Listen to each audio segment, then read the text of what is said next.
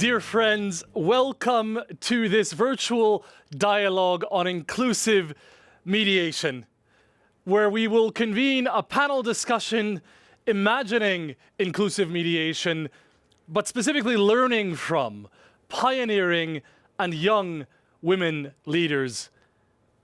This virtual dialogue is organized in cooperation with the United Nations Department for Political and Peacebuilding Affairs, the Peace Research Institute of Oslo, PRIO, and CMI, the Marty Ahtisaari Center. Now, my name is Itonde Kakoma. I serve as Director for Global Strategy at CMI, and it is my honor to accompany this conversation as your moderator. More importantly, this month marks the 20th anniversary for the historic, groundbreaking resolution on women, peace, and security 1325. And today we will be hearing from pioneering women mediators and young women leaders who will share their first-hand experiences and draw upon the lessons learned from their first-hand experience and engagement in what impact and influence UN Resolution 1325 has for the advancement of peace and sustainable engagement of women. Now, in addition to hearing from our distinguished panelists, we will also encourage you as audience members to participate through a series of polls and questions to better inform our interaction and conversation, akin to the poll you just took when entering into this event. The results of that will be shared in a moment. But without further ado, allow me to welcome, and as an official opening to this event, the Undersecretary General of the United Nations for Political and Peacebuilding Affairs, Madam Rosemary DiCarlo. Madam Undersecretary General, you are most welcome. It is good to see you. The floor is yours. Thank you. Thank you so much, Itonde. Let me begin by extending my thanks to all of you for joining us for this discussion. And I want to thank the Crisis Management Initiative, the Peace Research Institute Oslo, and the governments of Finland and Norway for their support in presenting today's dialogue and for our long-standing partnership in delivering the UN's high-level seminar on gender and inclusive mediation strategies. Now, we've made a lot of progress since Security Council Resolution 1325 was adopted 20 years ago. But we all know there is much more to be done. We need innovative and practical initiatives to achieve lasting change around the world. To this end, the UN High-Level Seminar Series has become a critical tool in our efforts to secure women's full, equal, and meaningful participation in peace processes. Since 2013, more than 250 senior envoys, mediators, negotiators, experts, and civil society representatives have participated from all regions of the world, sharing experiences and challenges in advancing inclusion and discussing practical ways to expand women's participation. The reasons for our specific and continuing focus on strengthening women's participation could not be clearer. First, making up half of humanity, women have a right to be at the table and have their voices heard. And second, statistics show that peace agreements have a greater chance of longevity if women are at the table and their concerns are taken into account. We've had some successes. In Sudan, women were instrumental in the protests that led to the country's transition to democratic governance. They must have a key role in Sudan's future and have thus far were instrumental in ensuring gender-responsive provisions in Sudan's constitutional declaration. In Colombia, activism by women's groups during the 2012 peace talks saw women's participation grow from one woman amongst 20 negotiators at the start of the process to women representing nearly 1/3 of delegates later on. Women's participation led to the establishment of a landmark gender subcommission and to a final peace agreement regarded as an international standard for gender inclusion. Yet, despite awareness of the importance of women's inclusion in peacemaking, many of the challenges that women peacemakers have faced still persist. Power politics, entrenched patriarchal attitudes, and unequal social structures continue to impede women's participation in peace and political processes, as has shrinking civic and political space and inadequate financial support to women's groups. The current COVID-19 pandemic has highlighted the persistent disconnect between women's central role in frontline community work, brokering humanitarian access and serving as health workers, from national decision-making on the response to the virus. Bridging this gap and supporting women's full, equal, and meaningful participation in peacemaking requires all of us to double our efforts. The United Nations is committed to this objective. We must lead by example. The Secretary General has appointed women to serve in 52% of senior leadership posts in special political missions, which my department oversees. We've strengthened our cooperation with regional women mediator networks. And as COVID-19 has shifted much of our work online, we've supported women in navigating the transition of peacemaking efforts to digital platforms. We're also seeking to make the best use of digital capabilities to expand our outreach to women in remote and conflict-affected areas, and to support the millions of young people, women and men, using the internet to promote peace initiatives. We also recognize that young women, who often begin and lead peace movements, face additional barriers to their political participation. This is why we have scaled up the Peacebuilding Fund's Gender and Youth Promotion Initiative from $2.7 million in 2016 to $20.4 million in 2019. These funds are being used for digital platforms in Libya to amplify women's voices and to build young women's leadership and advocacy skills in the Caucasus and the Balkans. I welcome the presence today on the panel of such inspiring young women such as Emily Koiti and Heifer Sharif. In Syria, Iraq, and Yemen, our special envoys have used indirect inclusion mechanisms to overcome women's exclusion and ensure their voices are heard. In Syria, the advisory board, the Women's Advisory Board, has been a springboard for women's inclusion, with several members of the board now serving as delegates to Syria's Constitutional Committee. And of course, we need long-term strategic partnerships to both devise short-term fixes and drive long-term change. And it's in this context that our long-standing cooperation with CMI, PRIO, and the governments of Finland and Norway in delivering the UN high-level seminar is so important. Realizing a world of sustainable peace requires that we all step up our efforts to harness the full potential of women in peacemaking, that we learn lessons from successful and inclusive peacemaking of yesterday, and prepare for the new and emerging challenges of tomorrow. Today's dialogue is an important contribution to these efforts, and I look forward to an interesting discussion. Thank you very much. Madam Undersecretary General, for these inspiring words, and we hold fast to this threefold description on full, meaningful, and equal participation. Now, when entering this event, many of you participated in a poll.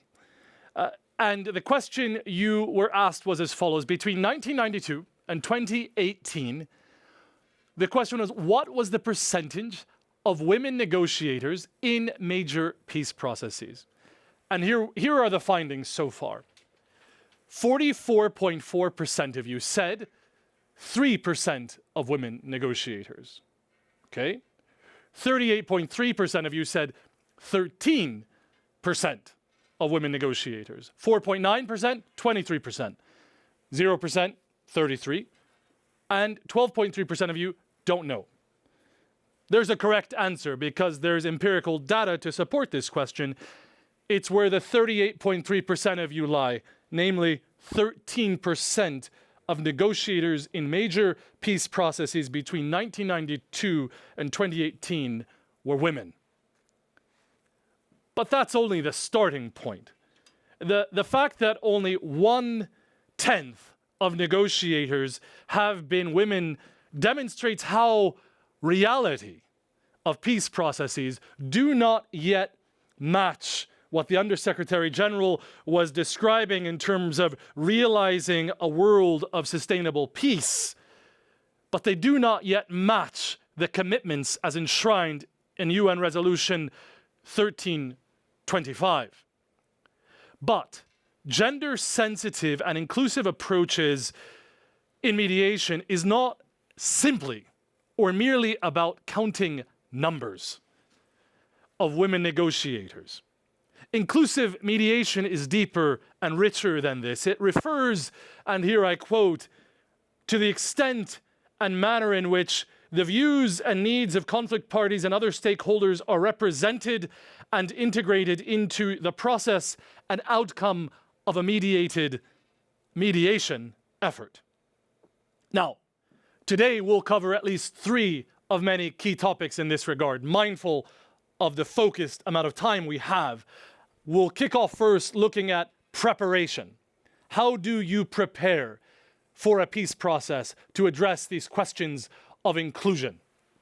Secondly, we'll look at process design in the same light. And thirdly, and arguably most critically, we'll look at the question of implementation mechanisms with regards to inclusive mediation processes. We will also be incorporating questions that have come to us from you as audience prior to this virtual dialogue being convened. Now, without further ado, let me bring to light our distinguished panelists who will reflect more deeply on their reflections, their experience, in advancement of inclusive peace processes. Madam Hanna Tetteh, it is good to see you, currently serving as Special Representative of the UN Secretary General to the African Union and as head of the United Nations Office to the African Union. Good to see you, Madam. And you bring to this conversation and to your current mandate decades of experience in the area of peace and security, most recently having served as the co-facilitator in the high-level forum for the revitalization of the agreement for the resolution of the conflict in South Sudan. You're most welcome. Miriam Coronel-Ferrer, who is a member of the UN standby team of senior mediation advisor. Before joining the standby team, Miriam was heading the government of the Philippines panel in the peace talks with the Moro Islamic Liberation Front, ultimately culminating in the signing of the comprehensive agreement in March of 2014. Miriam, it is good to see you. Most welcome. Emily Koiti is a South Sudanese medic and human rights activist. Alongside her distinguished medical career, Emily's work on human rights includes serving as a youth representative to both South Sudan's most recent Track 1 peace negotiations that led to the signing of the present revitalized agreement on the resolution of the conflict in the Republic of South Sudan, the agreement for which Madam Tetteh was co-facilitator, and will draw upon their collective experience in this regard. Emily, good to see you. Most welcome. Last but by no means least, Hajar Sharif is a Libyan human rights advocate and the co-founder of, quote, Together We Build It, promoting the participation of women and youth in peacebuilding efforts in Libya.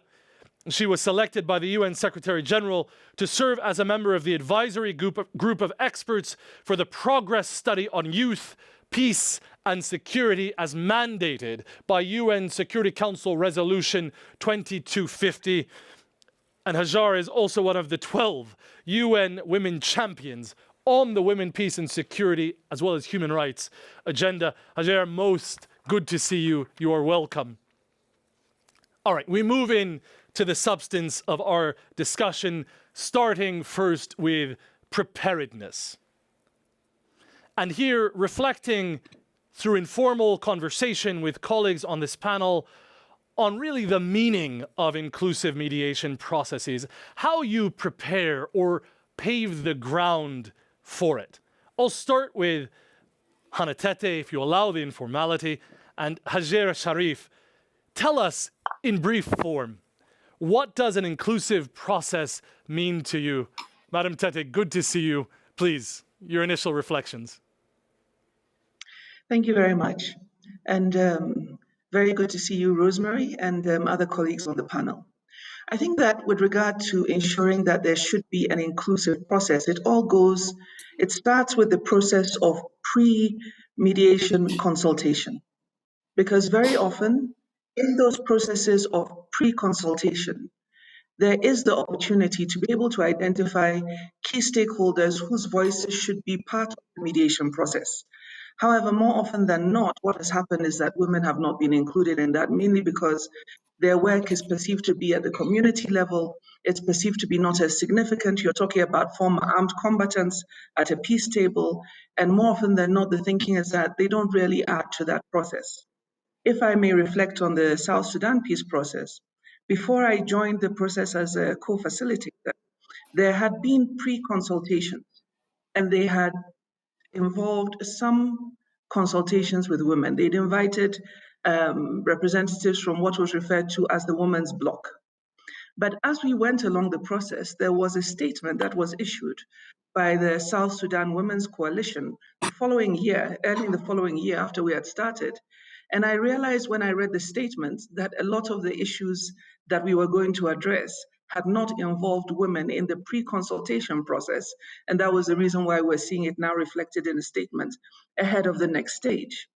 And you could also tell from the processes of the mediation itself, and when you had interventions by young women like Emily and her other colleagues who were very articulate and more importantly, were always ready to express themselves, you realize that for the most part, this had not involved them. So I would say that it's in the pre-consultation process. It's assisting women's groups to come together, to be able to dialogue with each other in order to be able to understand what it is that they want to see at the table. But it's not, when you talk about inclusivity, it's not just about women. It's about all minorities and marginalized groups so that their views are properly reflected. Extremely clear, and will continue to draw upon your experience, Madam, in South Sudan. Hajer Sharif, most welcome. Initial brief reflections on the same question. What does an inclusive process mean to you? Hajer, you're most welcome. Thank you very much, and it's such a pleasure to be with you all here today, and nice seeing everyone.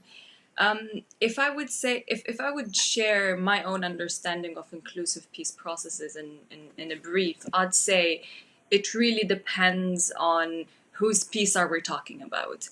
Because, for an example, from our experience in Libya, after almost 9 years of continuous violence, we reached the conclusion where we're more or less being pragmatic and realistic in the sense of, okay, before we start any peace process, from a perspective of a Libyan citizen, but also from a perspective of a peace activist, I really want to know whose peace are we talking about.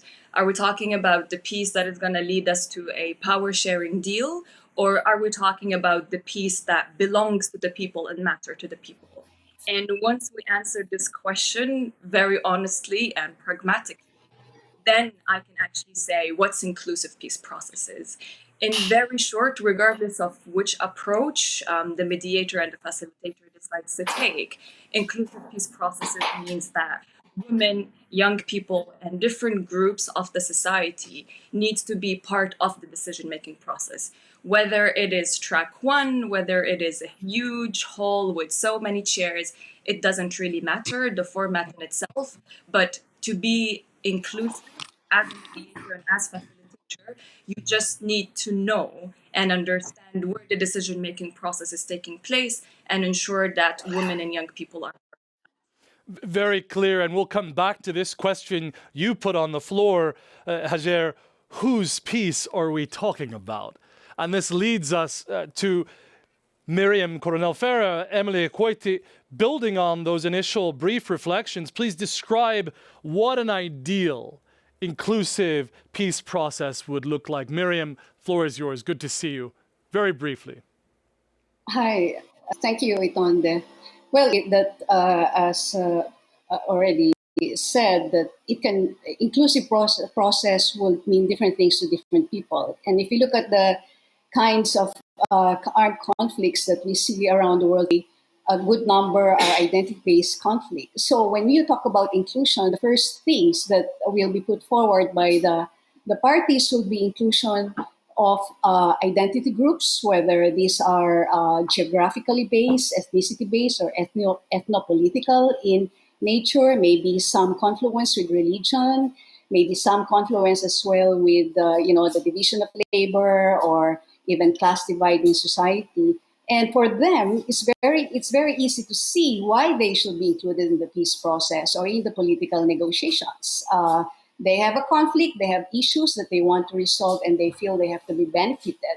But very rarely does that kind of thinking that a process should benefit all actually gets applied to the question of gender. So most of the time, gender is absent, and we did have this kind of discussions in our political process. The More Islamic Liberation Front borrowed from Northern Ireland the concept of parity of esteem between the Catholic and the Protestant majorities in the case of Northern Ireland. But they reasoned out that their panel members are representative of the different ethnic groups, but not they were all men.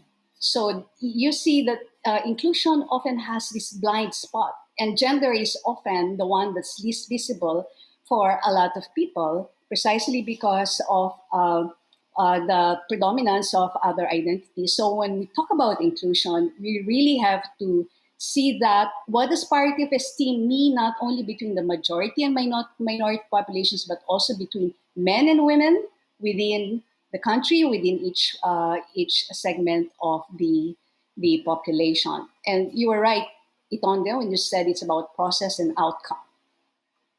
Thank you, Miriam. Emily, please build upon this. Ideally, what does it look like? Most welcome. Yes, thank you very much, Itonde. And colleagues have really dwelt on this and really painted a picture of what it would mean, especially for women. But I want to really go about it more broadly. As I see it, as I imagine it, for me, an inclusive peace process is one that is conducted in a manner, and I mean at all stages, that number one involves representations of all who would be affected by the outcome of that process.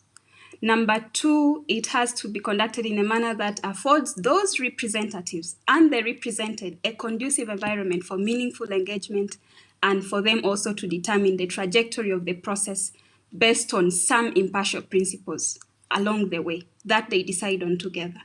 Three is also it should be one that is conducted in a manner that attempts to adhere bare minimum of legal and policy frameworks that we have seen developed over time that are meant to guide peace processes.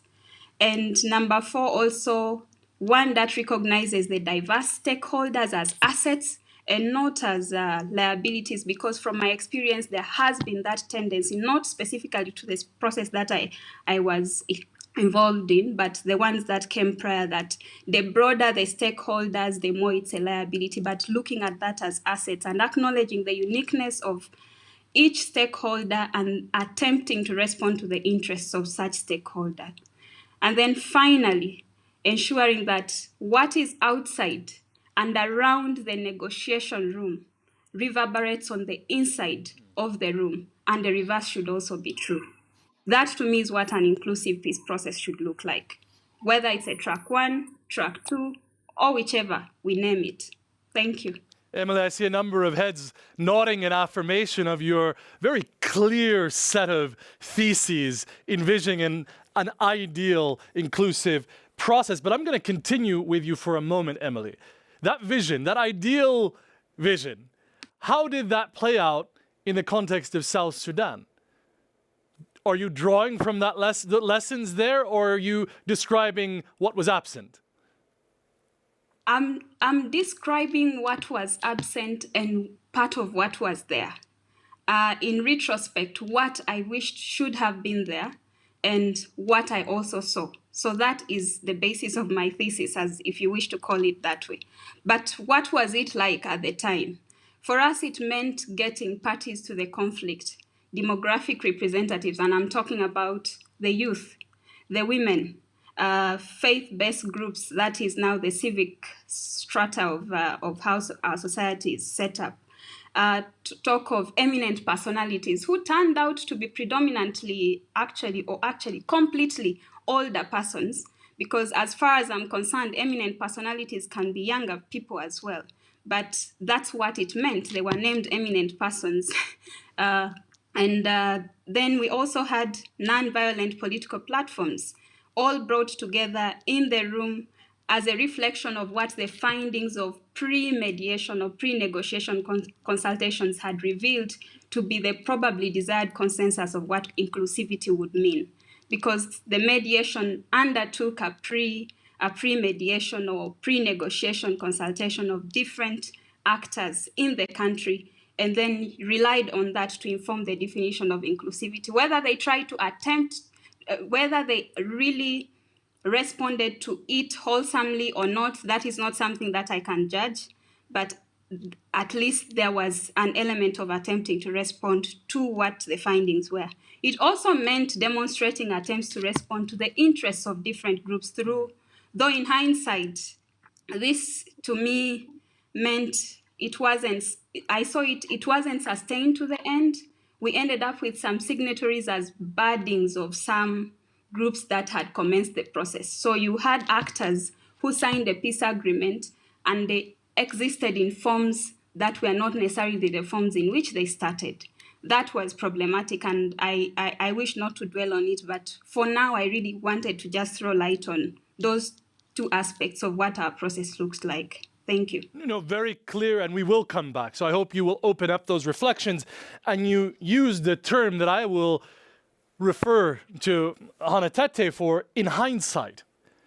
Given your role, madam, as co-facilitator in the high-level forum for the revitalization of the very process and agreement that Emily was describing, what would be one thing from your perspective in hindsight that could have been done differently at the preparatory phase, better to pave the way for stronger women's participation and contribution in the actual negotiations? One thing in hindsight, Madam Tetteh, if you would. Well, I wasn't involved in the consultation, but I would say that an attempt to avoid tokenism. I think that's the most important thing, because we don't just want to have women as numbers. You want to have other groups included as people who have something to contribute to the process. And in reflecting the report of the pre-consultation, my initial impression was that there was some element of tokenism. The more we got into it, the more I felt that that was the case. So if it was one thing, I would say that was it. Very clear, and we'll open that up in the course of this discussion. And before moving into process design, I want to draw back to some of the initial comments that Undersecretary General De Carlo raised in her opening remarks, particularly in terms of the way in which this moment of COVID-19 impacting peace processes globally, what that means then for creating, quote, digital divides in participation. And with that, I turn to a friend and colleague, Deputy Director of PRIO, Torunn Tryggestad from the Peace Research Institute of Oslo. Could you share some reflections on the research about digital divides between parties to conflict, between men and women, between generations? And we'll put forward a question thereafter to our panelists. The floor is yours, Torunn. Most welcome. Thanks, Itonde, for the kind introduction, and thanks to everyone who's attending and contributing to this event in various ways. Well, in a situation where the opportunity to travel and meet is highly restricted, many have argued that using digital technologies will open up for a number of new and exciting avenues for inclusive peace mediation. And some have even referred to this as peace mediation going through a paradigmatic shift. But what might the challenges or risks related to the use of digital technologies be?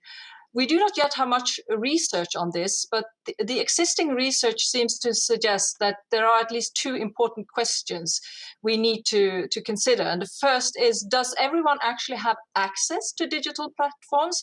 And secondly, does everyone have the ability to use digital platforms? In other words, mediators need to consider digital divides when using digital platforms to increase inclusivity. And how can then digital divides manifest itself? If we take a look at inequalities in access to digital platforms first, factors that can influence access are, for instance, infrastructure. The simple fact that people you want to include live in areas with a lack of electricity or lack of internet coverage. Another factor might be financial. People who cannot afford to buy internet-enabled devices or who does not have finances to buy internet connection. It will be very difficult then to bring these people into peace processes via digital platforms. And if we look at inequalities in the ability to use digital platforms, factors that can influence this can, for instance, be literacy, the extent to which people are literate as well as digitally literate, although the need for literacy arguably is declining given the rise in video-based platforms. Another factor is freedom to use digital platforms. Such freedom can be restricted due to unequal power relations. It can be unequal power relations both between individuals, and it can be unequal power relations between groups of people. A third factor is safety. Safe online spaces is an often overlooked factor in ability to use digital platforms. And globally, women who are politically active are often met with harassment online, which has a detrimental psychological impact, as well as in some cases leading to offline physical harm. As an example, in her study of social media in Myanmar, my PRIO colleague Julie Hansen finds that female civil society leaders who are prominent figures in the public face sexual harassment online and are more likely to do so than their male counterparts. So to sum up, there is an obvious gender dimension to the whole issue of digital technologies. Globally, women tend to be less likely than men to own smartphones, and in some societies, women's mobility and freedom are restricted. So I would like then now to turn back to the panelists, and maybe we could hear from Miriam and Hajer. In your view, how do you think that digital tools can be best used when preparing mediation processes? And I'm thinking here, for instance, in conflict analysis, stakeholder mapping, or in enhancing the coordination between different actions. And also, based on your own experience, what do you think are the risks in using these tools? And maybe we could start with Miriam. Thank you. Thank you very much. Yes, thank you, Cecil. Well, you talked about conflict analysis, and before we did library research, and now certainly a lot of resources are available online. And talk about gendered conflict analysis. I think there's big data out there that really needs to be utilized to do such in-depth analysis of a context where one is working on.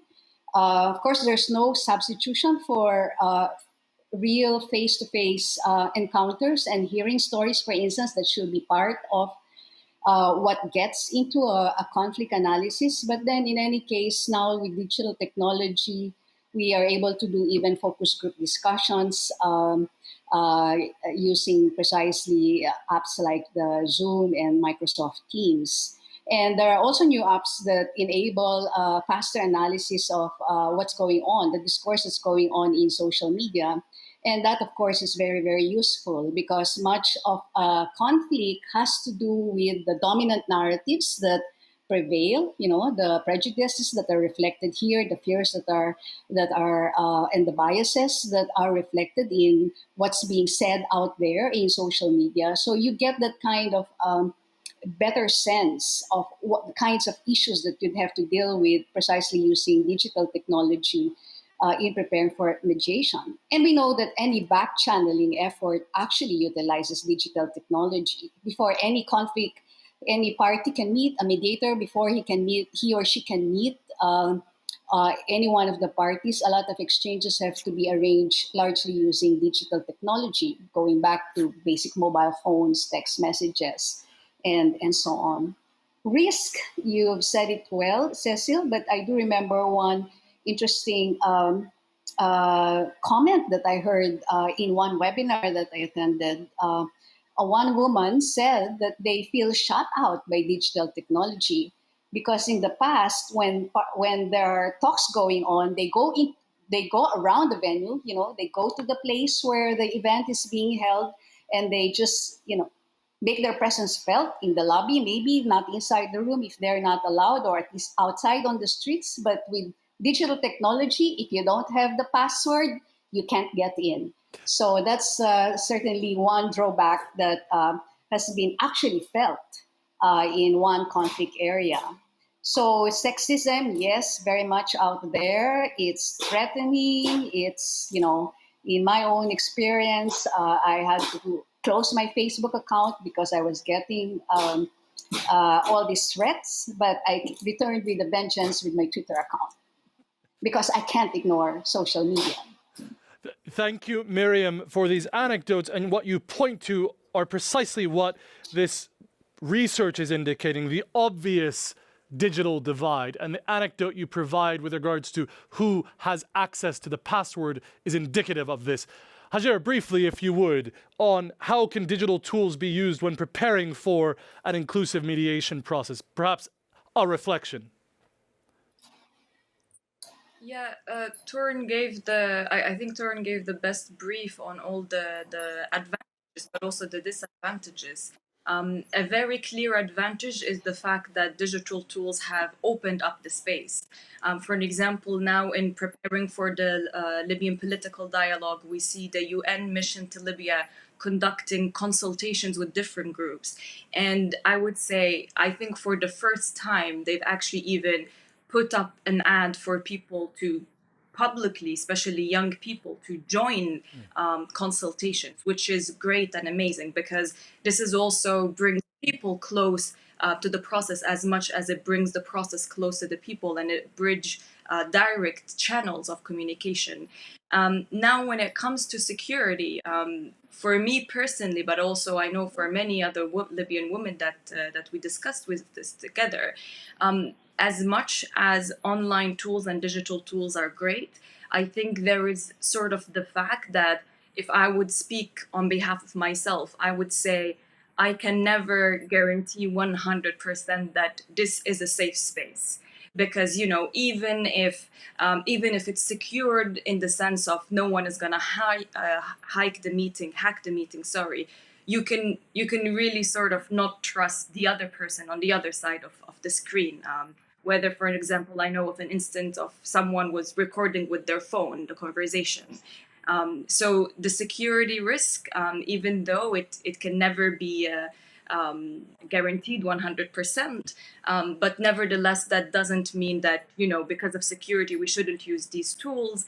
It just needs to be conceptualized based on people's situation. If someone can join an online consultation and say everything they want, that's great. But we should also keep into mind other people who will not be comfortable joining an online consultation and speaking freely. Extremely clear, and I suppose I hear a strong affirmation from both of you on some of the findings that Turin presented, in addition to the infrastructural, the economic, the accessibility ones. You raised some crucial points as well, also pertaining to this fundamental ingredient, whether it's virtual or physical, concerning trust, and whether you have sufficient trust for that space to fully participate along the lines of what we've heard.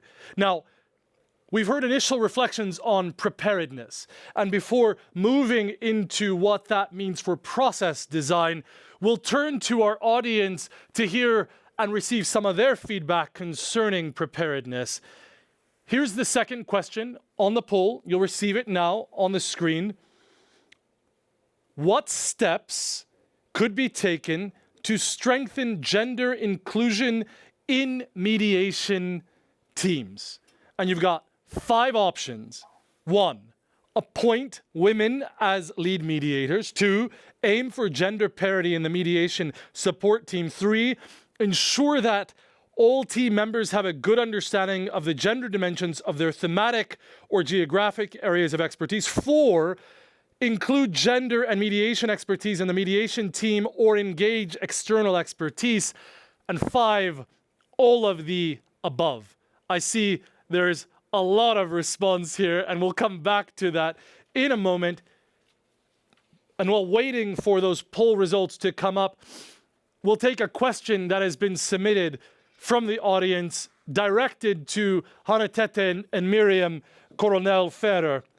Now, and here it is. I think this is a fundamental question from my own humble vantage point. In your experiences, respectively, what are the game-changing moments or game-changer factors that can open the door to women in entering mediation positions in a lead role or a negotiating role, or to be a part of that table? What are the game-changing moments or factors? And the corollary question that comes from the audience is as follows: what can the international community do writ large, or countries supporting peace processes, in helping women to seize or pursue these opportunities? Madam Tetteh, if you would start, please. Okay, well, in Security Council Resolution 1325, which is the foundation of all of this discussion on women, peace, and security, and the follow-on resolutions, we have essentially given certain policy goals and targets that mediators and mediation processes should try to include, because we're talking about women involved in peace building. And it's important that when countries decide that this is something that they sign up to, and they begin to develop national action plans and so on and so forth, that we encourage them to actually implement it. At the moment, it's very much a hit and miss situation as to whether you get women involved in peace processes or not. I think that with regard to myself being involved in South Sudan, they decided they were going to have 3 mediators, 3 facilitators, and one of whom should be a woman. And so the next thing was to look for somebody who could fit the bill. I don't think that was very strategic. I think that was very much on the off chance. And so I would say that the most important thing is to ensure that countries walk the talk in terms of making sure that they implement what they say they are going to implement. I also think that for all practical purposes, most women who are at the receiving end usually don't have the education, don't have the leverage, don't have the connections to actually become part of a process of this nature. And so knowing that that is the situation, and I like the comment that one of the panelists made earlier, whose peace are we talking about? Knowing that that is the situation, when you're talking about developing a mediation process and you are talking about an inclusive peace, then it behooves on you to make sure that everything that you do in trying to get parties to the table creates that inclusive peace. Very clear on this question of game changers or game-changing moments. Miriam, if you would. Game change doesn't happen overnight. Even with 1325, 20 years after, there's still a lot that has to be done. I think there's a lot of structural context to really have this game change. That you need a lot of change, that kind of an overall democratization within that society. Some new thinking going on, perhaps in the leadership, but certainly very important also in the minds of the public, how the norms have changed. In our case, it was very important to shift the concepts of security from traditional security to human security. Then it became important to bring in other actors. You don't rely on soldiers, generals to do the negotiating, or not even bureaucrats who are mostly men, or even religious leaders who are also mostly men.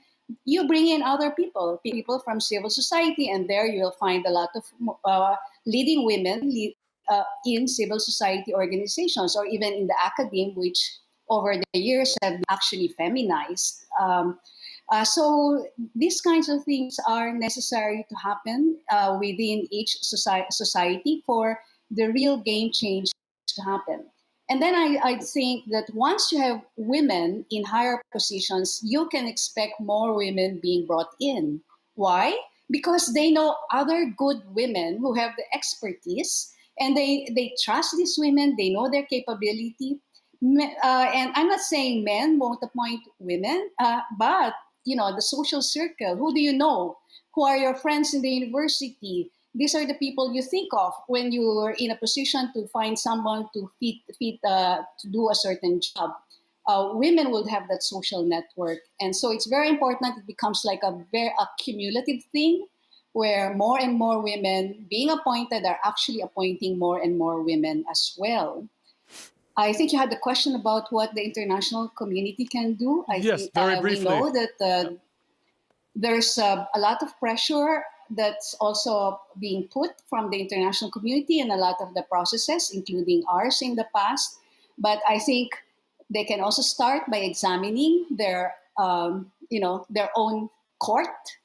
Because, for instance, in our case, we have an international contact group, and all of them were men until they brought in the first woman. So I think international communities should start by looking at what they are projecting, because then it will be very hard to really speak up. You have to practice what you preach.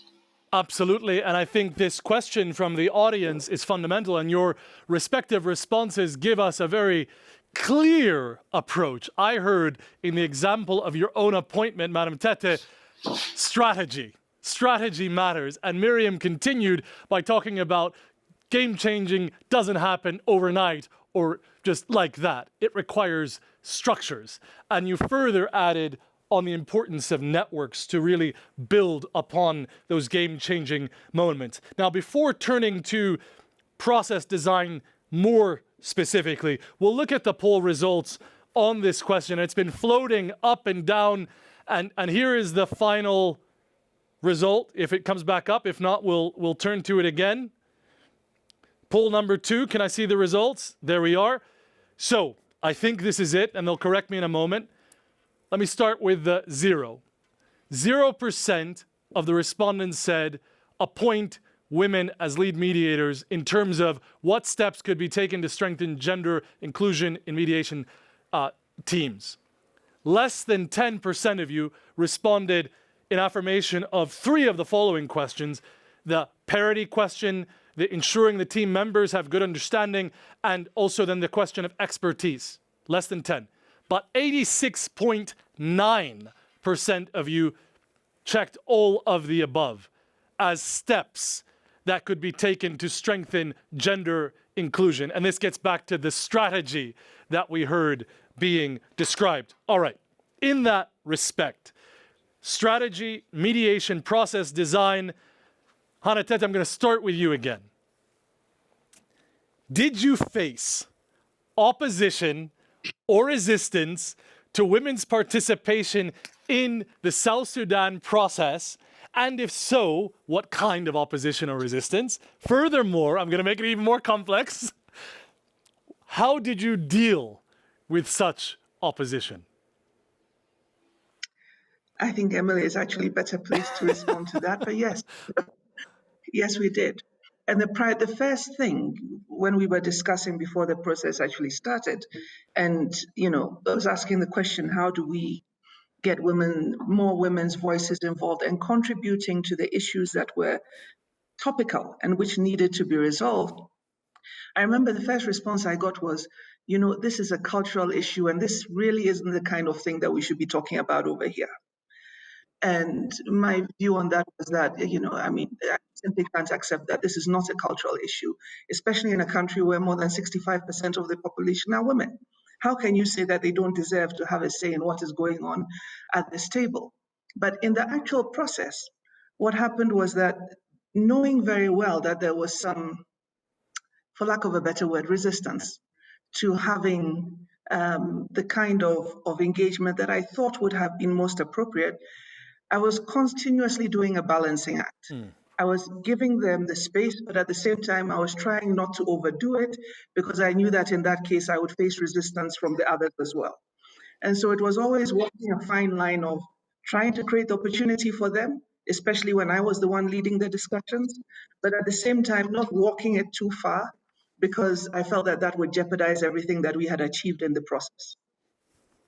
Very, very clear. And this balancing act is something that also relates, and you referred to Emily, so I'll refer to you too, Emily, not so much on the opposition writ large, but more specifically, if you would reflect on this other question from the audience, what would you consider to be the main hurdles that young women face to be included in peace processes which are not commonly mentioned or a part of? Young women, if you would, Emily. Okay. Thank you very much for that question. And I want to refer to my own experience as I say what I want to say.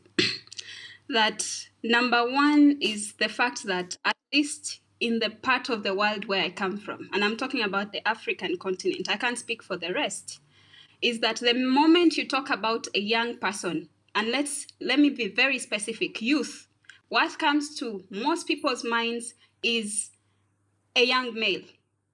It's very rare that the first thought is a young female. So we struggle with that, and that tends to be a barrier. So I personally had these questions from different parties, and you would think that it was questioning legitimacy of whether I had a constituency per se, but it was basically elicited by the understanding that being a young female does not make me youth enough, and therefore I could not, in my capacity as a youth representative, really speak. But on the other hand, also, very often it's likely that a young woman is going to walk into a peace process if we are going to rely on the existing definitions of who a young person is. At the UN, we end at 29. At the African Union, we end at 35.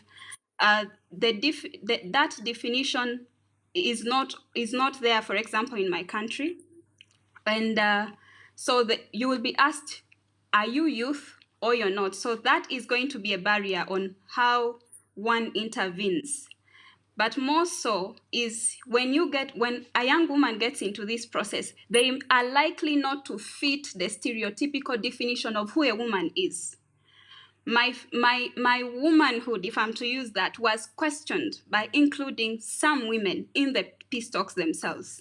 For some minutes, I was cornered and I was required not to intervene on a matter because to them, I wasn't woman enough to intervene on those issues. And unfortunately, that comes from a background where there are societal structural barriers, there are a number of negative cultural perceptions that make even ourselves as women look at each other differently according to age.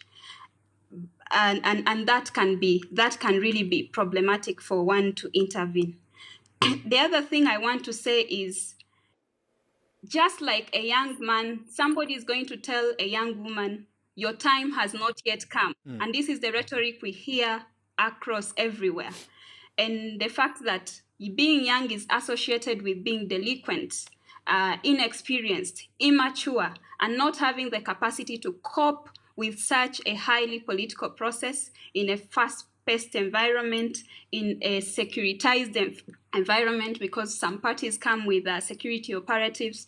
So that can be really, really quite a challenge. And finally, I want to say that, again, building onto those societal perceptions, that as a young woman, I would struggle to go ahead and engage in tactics that are meant to draw parties to some breaking of deadlock. For example, there are unconventional means that we employ. It could mean following some groups or representatives of parties to a place like a bar to talk to them and convince them that they ought to reconsider their position. But as a young woman and in my society, that is going to be seen and perceived as immoral in that context. So those are challenges that young people are going to face.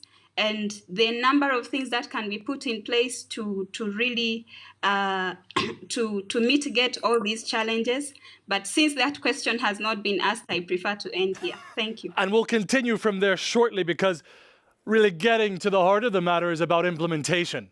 So you're moving us there. And before doing so, I'll come back to the implementation question for Hajer in a moment. But Miriam, very briefly, another question from the audience. We hear a lot about track 1 mediation.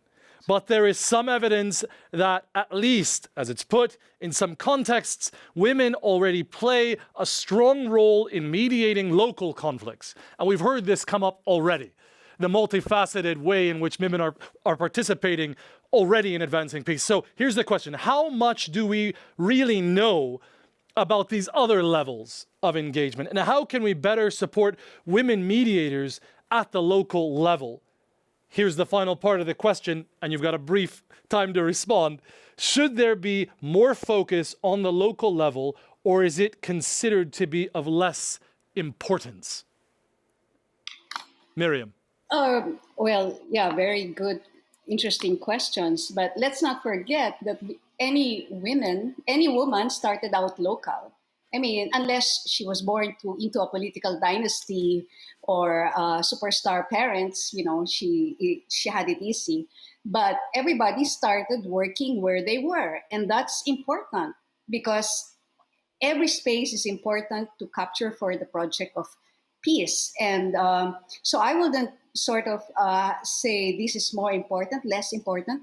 They build into each other. Maybe the more glamorous, more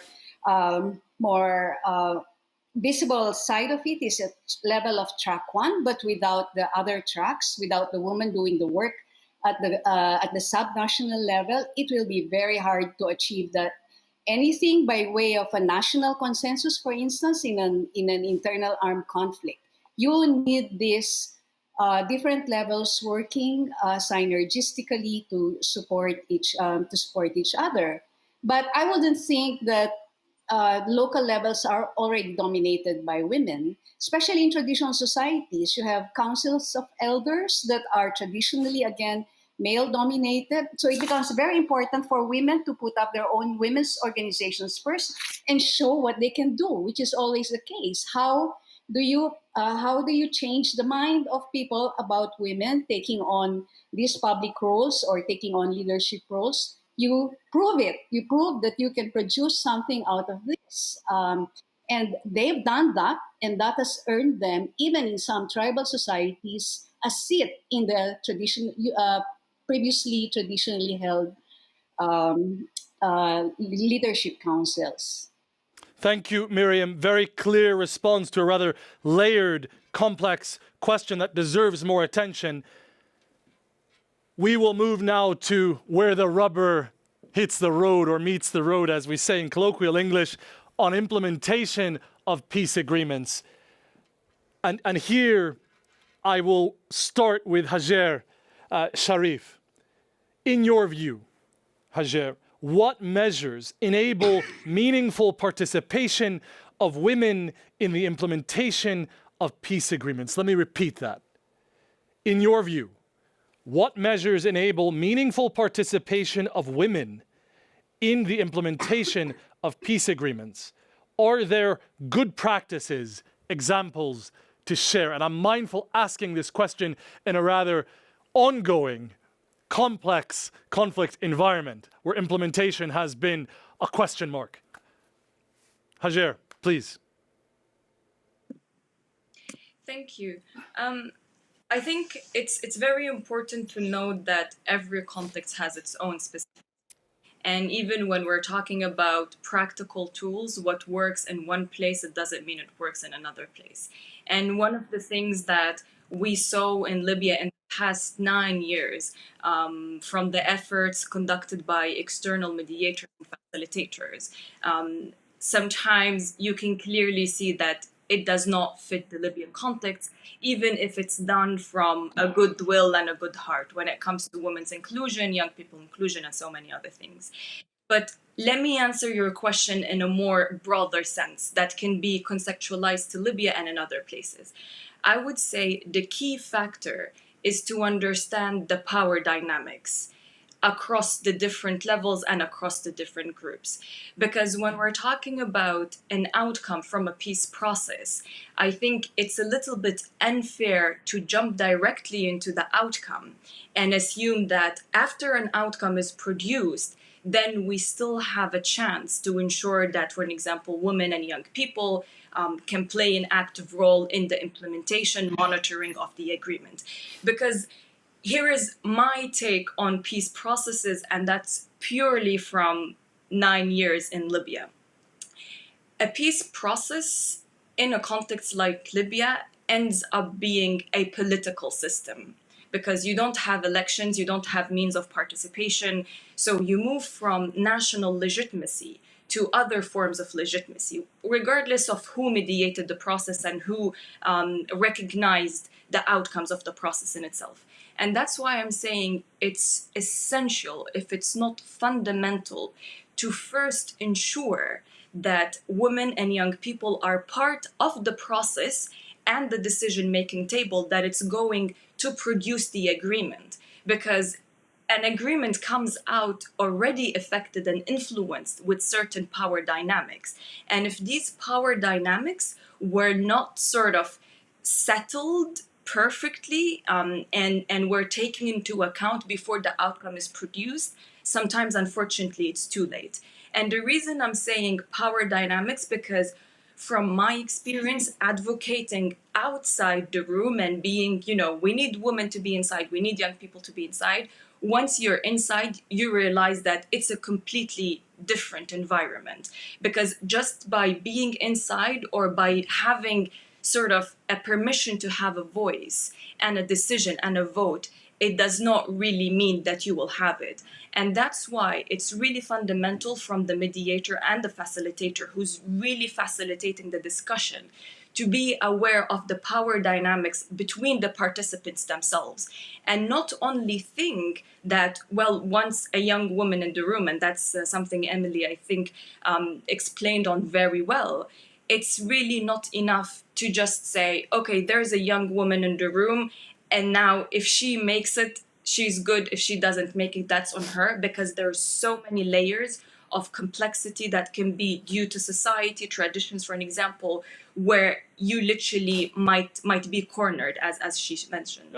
Extremely insightful. And Emily, Hajer has referred to you. I'm going to refer to you also in this respect. But very briefly, in a sentence, tell us what measures can enable meaningful participation of women. Here we're talking about in the implementation of peace agreements. Also mindful that there has been a cyclical pattern of many agreements in South Sudan. The question comes down to implementation. So what would you say on this very briefly? Yes, thank you very much.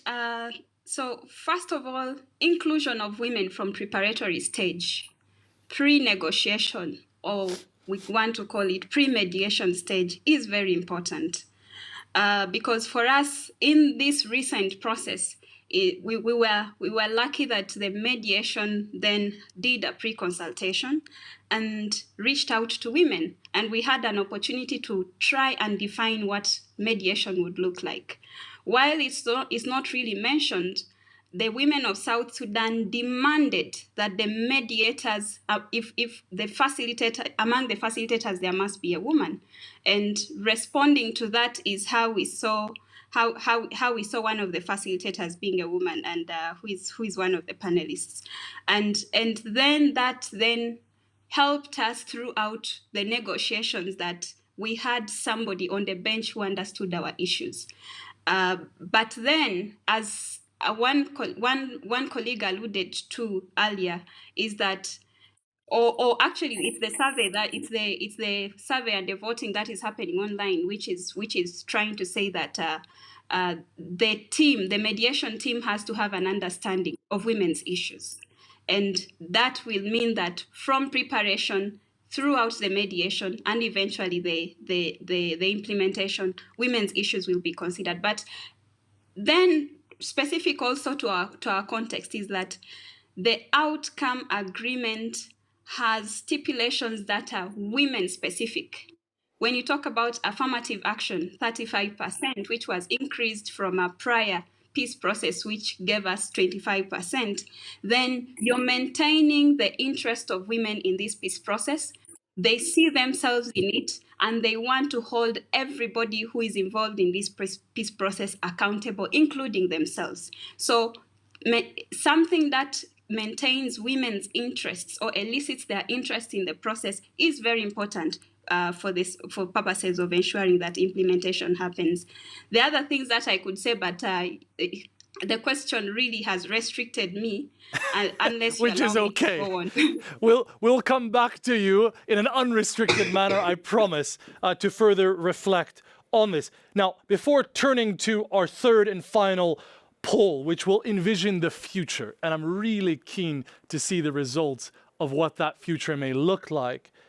Hanna, Tetteh, what makes or breaks implementation of gender-related provisions of a peace agreement? What makes or breaks implementation there? You asked me the question initially, what is the one thing I thought we should avoid? And I said tokenism. Because you see, if you don't have a situation where you have made the process deliberately inclusive, you are not going to have inclusive implementation. And so if you don't start well, the end process is not going to be great. And so what I would say to add to some of the comments that Emily has made is that it's always important to make sure that when you have a process that has been begun largely by, let's say, actors who may have a lot of goodwill but may not necessarily understand what is required to be done in order to make this properly inclusive, that you go back and review that process again even before it starts, and make sure that when the parties come to the table, they don't come with women because they were told that you must make sure you bring 3 people and one of them should be a woman. You should make sure those people who are coming to the table actually have something to offer. And I think that the reason why there was some opportunity to have those particular gender responsive paragraphs in the peace agreement was because there were enough women, especially young women, I must say, who had come in as civil society representatives, as youth representatives, and given the opportunity to make their voices heard, the kind of things that they said. I mean, sometimes sitting back and listening, I used to feel embarrassed for their leaders. And Emily will remember that there was one, and I'll be very quick, there was one young lady who said that, if we have illiterate men who are ministers, and I am a graduate, and I'm a postgraduate, and I am not fit to be part of this discussion, what are we talking about? And I could see that even as she was saying it, she was probably biting her tongue, but I think it was years of frustration that were coming out, and it was a good thing. No, thank you for this tokenism, and we come back to that because all of the phases we've discussed this far, from preparedness to design, directly as you put it, all of you have put it so far, determine what makes or breaks successful implementation, particularly on the gender-related provisions, but more broadly, as you rightly said. We'll turn to the final poll, and then I have a question on the UN Security Council Resolution 1325 to Miriam. But for the final poll, here's the question. Looking ahead, this would be 30 years since the culmination of UN Resolution 13, Security Council Resolution 1325, 10 years from today. In the year 2030, will most peace processes be inclusive and gender sensitive? Looking ahead, 5 options. Strongly agree, disagree, strongly disagree, it depends. Future-oriented, and this also shifts from the policy to practice and reality. While we're waiting for those results, Miriam, I'm going to turn to you.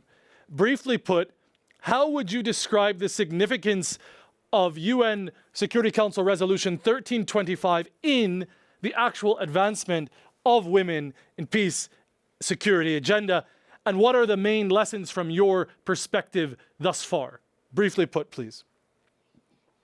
1325 provided a framework, a policy framework, and that's very important because you don't really need to reinvent the wheel all the time and end up missing some spokes. And 1325 provided a comprehensive set of elements that can, from protection to promotion to mainstreaming, And of course, if you have a program, if you have a national action plan, you have a policy, then you must have you need benchmarks and indicators for all of this. And in that sense, that kind of an organizing frame made it easier. And the campaign to do it actually pushed a lot of countries to do it. Otherwise would lodge their gender program here and there in different elements, and not one that cohesively responds to the peace and security issue in relation to gender. In our experience in drawing up the National Action Plan, I think what was beautiful about it was that we were able to work closely with the women's movement. I belong to the peace movement. Before I joined government, I was part of the peace movement in our country. And we work with the women's movement because women's groups might not be imbued with, the peace framework, and peace groups might not have feminist framework as well. And of course, and naturally also the human rights movement. So all of these three elements that are brought together by 1325, I think it provides a very good set of parameters to be able to do progress and to measure progress afterwards. Very clear. And we'll turn back now to the poll. Madam Tetteh, Hajer, I don't know, and other colleagues, I don't know if this is a optimistic reading of the next 10 years ahead or something else, but I'll tell you the findings. So, question was, most of the peace processes 10 years from now, 30 years since the culmination of UN Security Council Resolution 1325 in 2030 will be inclusive and gender sensitive. 26.3% disagreed with this idea. 8.8% strongly agreed. You can add another percentage for my vote there. 14% agreed. 5.3% strongly disagreed. And about half of us, 45.6% of us said, it depends. So we have some work to do, it seems, to move that it depends into reality. So, final words of wisdom from you as we close this virtual dialogue on imagining inclusive mediation. Very briefly, pithy words. Emily, I'm starting with you. You can set the bar.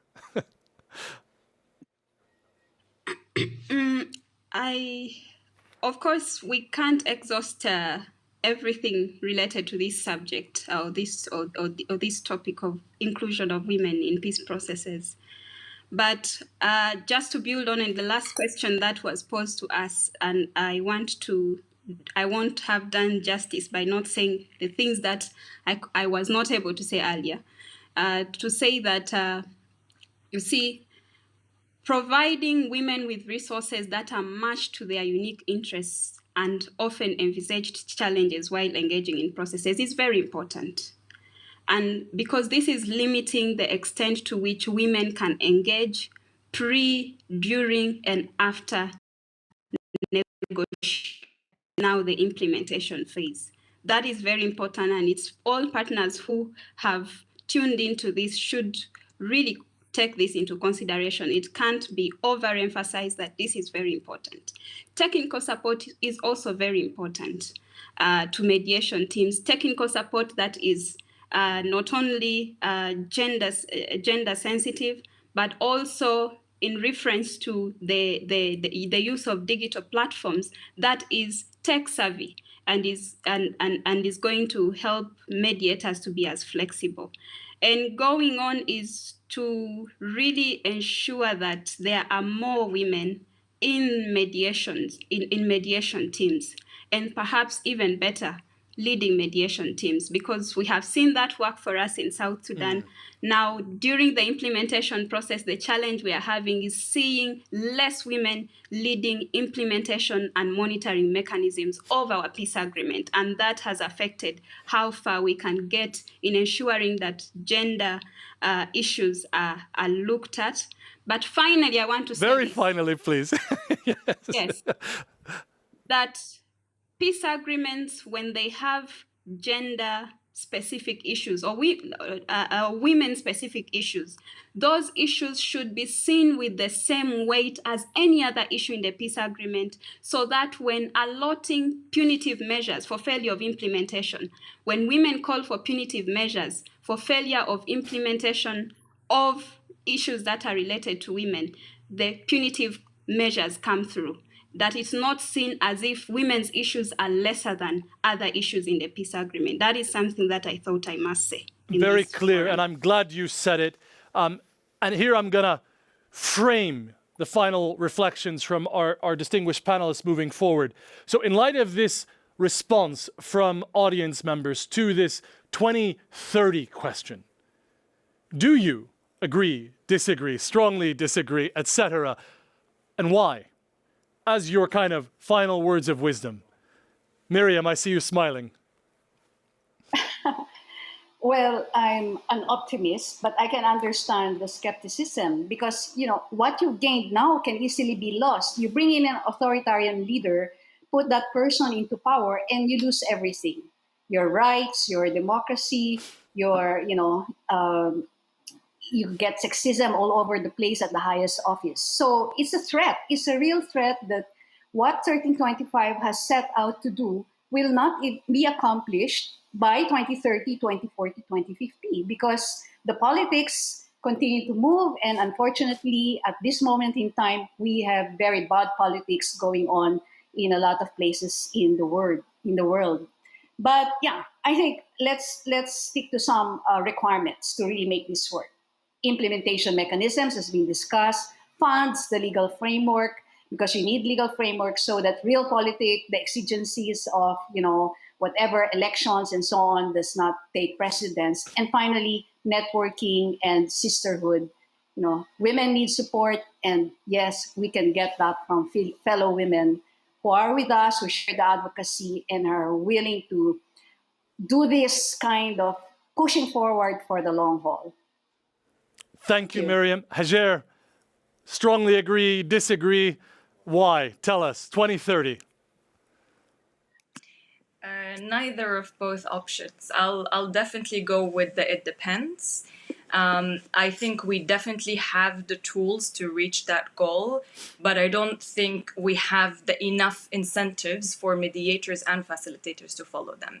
Now, I'm going to be completely honest. The fact that women and young people have an added value to peace processes is not an enough incentive to mediators and facilitators. We saw that from the Libya experience. Just very briefly, there was recently a political negotiation dialogue that was facilitated on Libya, and it had no women at all. And it was done by an external facilitator. And when we raised our concerns with them, they actually said, well, there is no women because the Libyan delegations didn't bring women. Now, that's understandable excuse. However, there was independent men who did not belong to any delegation who were present there. So our response was, you invited independent men, you could have invited independent women. That's right. And that's why, as women's organizations in Libya, now we're trying to promote this is the unpopular opinion, that donors who give money to peace processes, to external mediators and facilitators who truly believe that women should be part of the process, should do gender due diligence to these organizations before they give them the money.